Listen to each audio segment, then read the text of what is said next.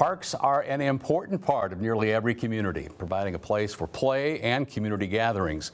Now, one small Siouxland town is working hard to ensure that residents now and in the future have a park to call their own. KCAU-9 News reporter Chase Foy caught up with folks from Oyens today. He has a closer look at what they're working on in our top story tonight at 10 o'clock. Thanks, Tim. As you can see behind me, this plot of land will eventually be turned into a park that is being completely funded by residents.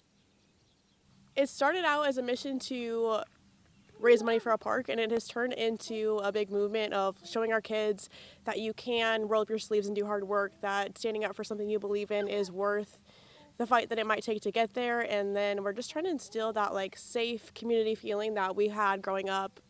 Back in 2024, residents from Oyens, Iowa pitched to the city council to approve of a new playground, which unfortunately did not pass. A few years ago, our church actually owned park equipment, and then they decided to sell it off because it was no longer safe for kids to play on. And then they also sold the school. So then the new school, the owner, the guy who took over the school, tried to sell it back to the city, and the city declined since it wasn't insurable, and then they decided that they did not want to fundraise for a park. And with the city's disapproval for the park, residents decided to step up and do it together. In the last year, we have raised almost $30,000 for this park. But securing funds for the park is not the easiest part. We started out taking out a nonprofit, and so we had to jump through all the hoops with Uncle Sam in that process, and then fundraising. But now Oyens says the community has really stepped up and got the park they most certainly need.